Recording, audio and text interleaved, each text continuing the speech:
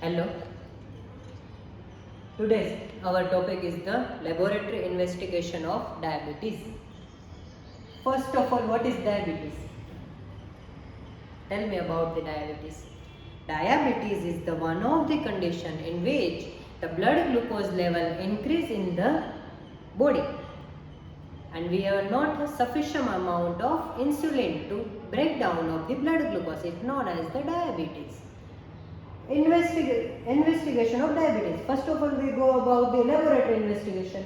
In laboratory investigation, we have a first investigation is the oral glucose tolerance test, in which is the one of the test in which we are taking a one of the sample overnight fasting, like a 8-hour overnight fasting, and then we are giving a 1 gram of glucose per kg of person body weight, and when we are taking a sample of 30 minutes, 60 minutes, after the 120 minutes, after the 180 minutes, in 180 minutes we are found about the higher increase in the blood glucose level. It's known as the diabetes. Factor affecting the oral glucose tolerance test. First factor is the age. We are found with the more than 60-year age. We have a less amount of oral glucose tolerance test. Then obesity. We all know about the obesity. In obesity, we are lipid level is increased. Then the insulin level is also decreased. This also affect the oral glucose tolerance test. Then drugs like oral contraceptive, corticosteroid, tinazanidine. Its drugs all are the affecting the oral glucose tolerance test. Then surgery. Whenever the patient having the stress of surgery, then the level of increase in the stress hormones is increases, also lead to the decrease in the amount of oral glucose tolerance test. Then we are directly jump over the second is blood glucose estimation. We all know about the normal blood glucose level in the body. How much? 70 to 100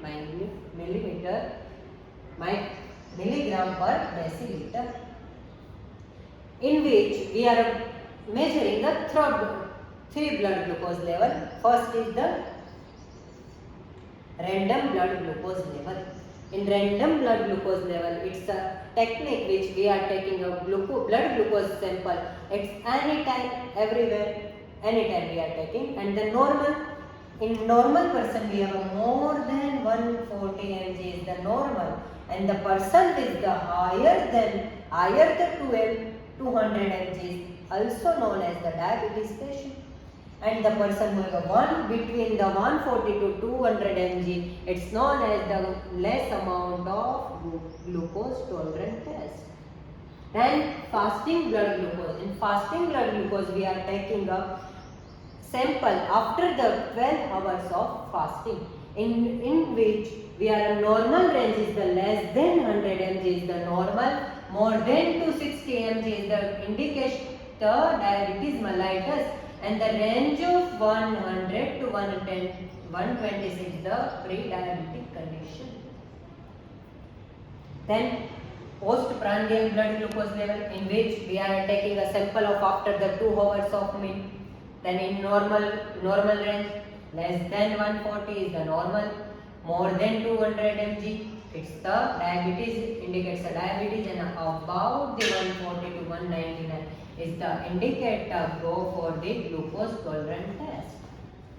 Then glycosylated hemoglobin, in which test whenever the person having a diabetes, in which increase in the glucose level, increased glucose level is the bind with the hemoglobin, it's make a HbA1c complex.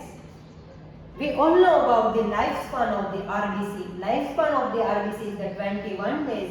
Whenever the RBC are deteriorated, it's going into the and attached with the HbA1c, and it's also increase in the blood glucose level after 2 to 3 months.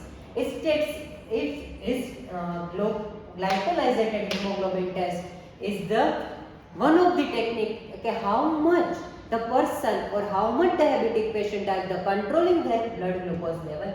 This technique advantage or disadvantage. Advantage in advantage glycolysated hemoglobin test we are performing in no relation with the meal and physical activity, no relation with the physical activity. Then disadvantage of the glycolysated hemoglobin is the whenever the person is suffering for the anemia, this test is not giving a precise idea about the diabetes. And wherever the person having a pregnancy, deficiency of the vitamin C, vitamin E, iron deficiency, anemia, it also decrease the glycolysated hemoglobin test. Normal value more than 6% is the normal. In pre-diabetic patient is the having a 6 to 6.5 and diabetes patient is having a more than 7%. But in the diabetic patient we are performing this test and we are giving advice to the diabetic patient to maintain the 6 to 6.9% of the glycolysated hemoglobin. Then fourth one is the insulin level. How much insulin level is the inside the body? Wherever the blood glucose level is the higher than the insulin level, it's giving a indication of the insufficiency to control the insulin in the blood glucose level by the breakdown of the glucose. Then wherever the insulin level is higher and blood glucose level is decreased, it's indicate to change the drug dosage. Then urine protein creatine ratio. It's giving information about the proteinuria with a patient suffering from the diabetic neuropathy. It's wherever the protein creatine ratio is the higher, it's indicated more damage to the nerve or kidney. It's all about the investigation of the diabetes. Thank you for listening.